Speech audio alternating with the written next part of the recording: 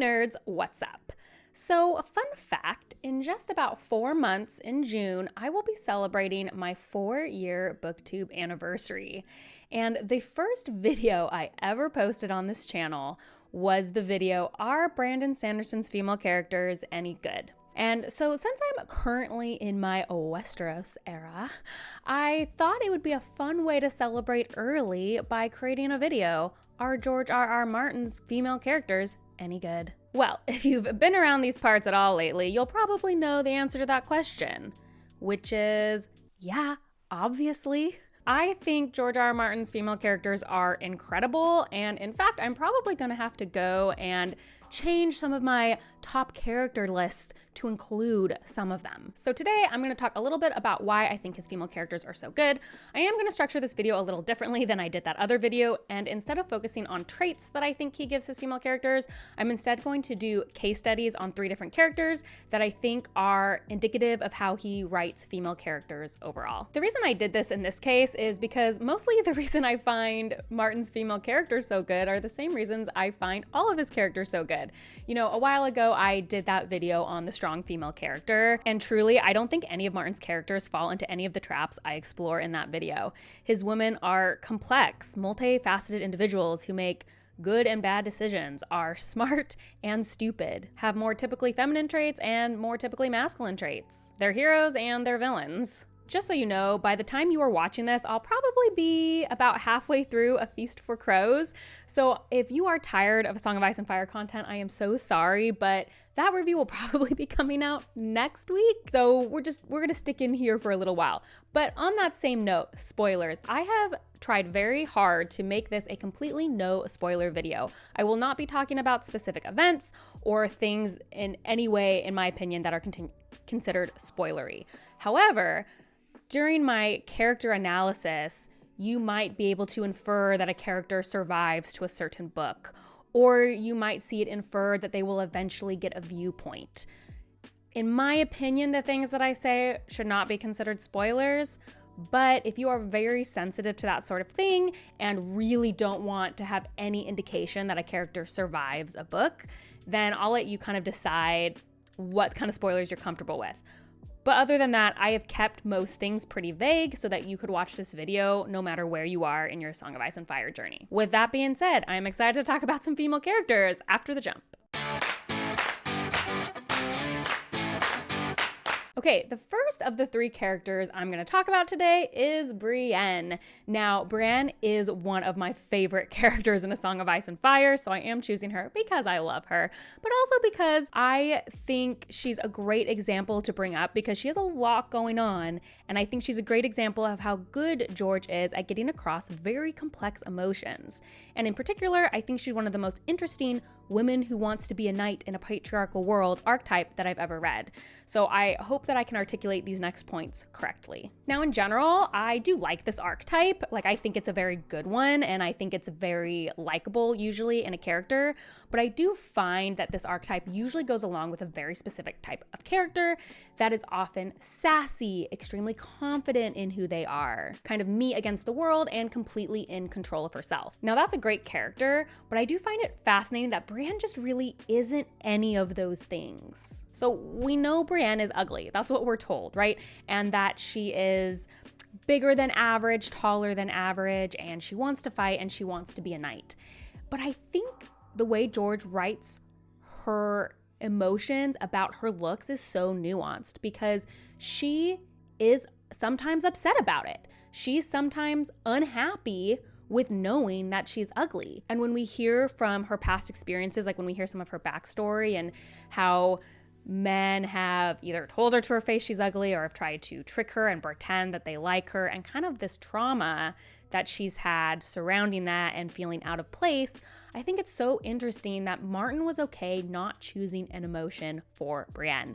Sometimes she's totally fine with who she is, and other days she feels this deep sense of insecurity and self-doubt, and sometimes even almost self-loathing for who she is and what she is in this world, and embarrassment. And I think allowing a character to sit in this very contradictory and complicated emotion is what makes Brienne feel so real.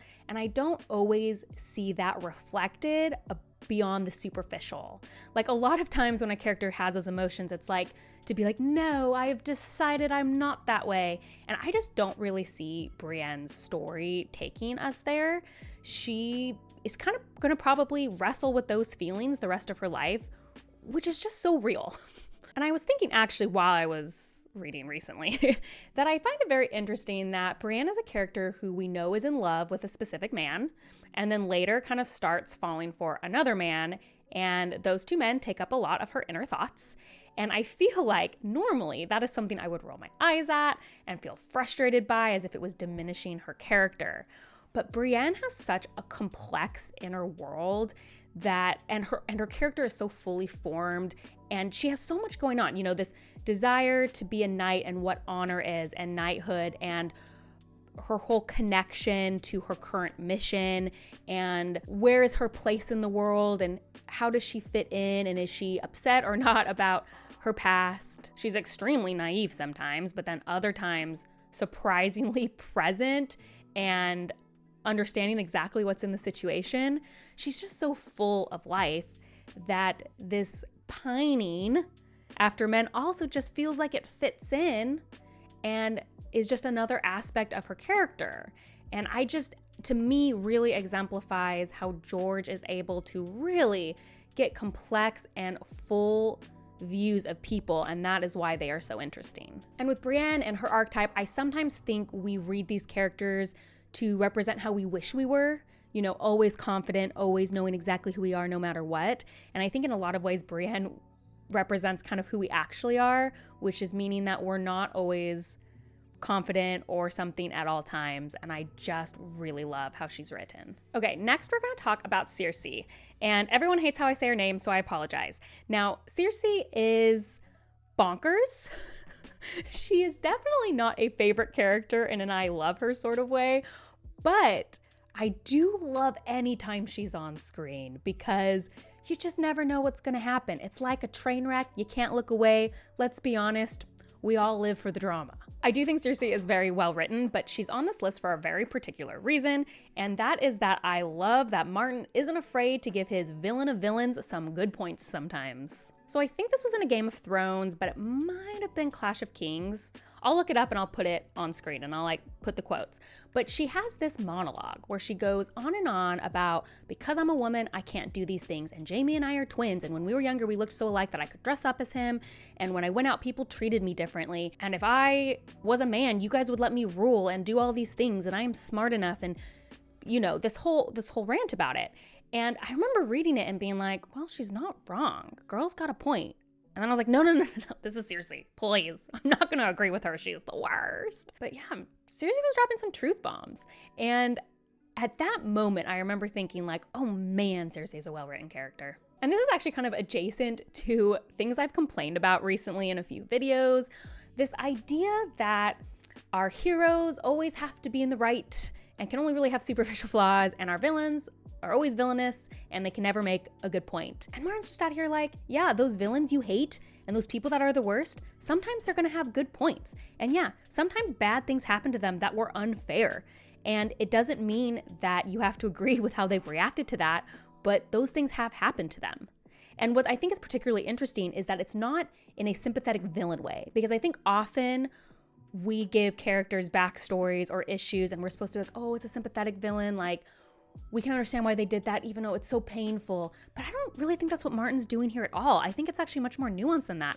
I don't think Martin really expects readers to find sympathy with Cersei. At least I have not met a reader who says that. I think I've, in my comment section, have seen defense of almost every character except Cersei. She's pretty much universally hated along with Joffrey. And so I love that it's just, Cersei's a full person and she's going to make some good points sometimes, and unfair things have happened to her and we can still dislike and hate her, but he's not afraid to do that. He isn't the kind of writer who needs to make sure everyone knows exactly how he stands or be afraid that he doesn't agree with that just because his villain said it. Cersei isn't cartoonish. She also has a full inner life. And finally, let's talk about Catelyn. Come on, guys. You knew this was coming. it's me. This is not my Catelyn defense video. I know so many of you want me to make that, and I will someday. But today we're going to talk about a very specific part of Catelyn's character that I think Martin does well. And that is that I quite like how Martin writes mothers. I think Catelyn is a great representation of a mother character, and actually there are several mother characters that I think he does a very good job with, but there are a few things that I think makes Catelyn stand out in terms of fantasy mothers. One, she is still actively mothering. Her children aren't dead, they're not grown up. Like, she is an active mother, but also she's a main character and also has significant influence on the overall plot. The stuff she does vastly influences the rest of the story. She is a mover and a shaker of events in the story. And of course, finally, she's a fully formed character who has complexities and nuance within her motherhood role and also completely outside of her motherhood role. I just honestly cannot understand the intense hatred that Catelyn elicits. I think she's an incredibly nuanced character, and I love how fiercely she fights for her children and her family while also refusing to remove herself from the political landscape.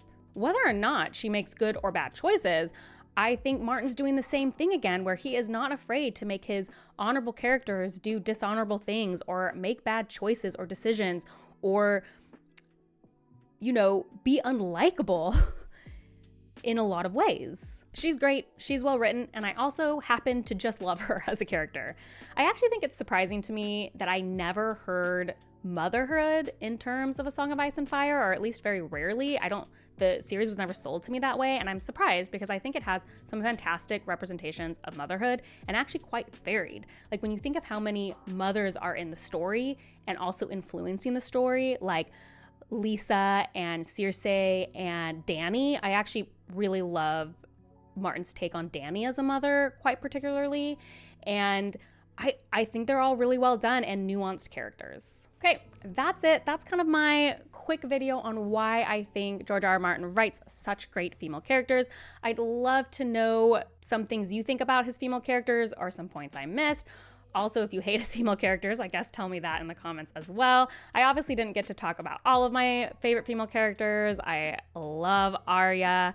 I also love Sansa, although she's got her own whole video, so she's covered, you know what I mean? Actually, I kind of did like a quick list of like my top 6 or 7 A Song of Ice and Fire characters, and half of them were female, which I thought was also very cool. Okay, as always, if you like these kind of videos, please like and subscribe. That is the best way to support me. And if you want to see what I'm currently reading or other nerdy rants, you can check me out on Instagram at bookborn.reviews. I'll see you next time. Bye.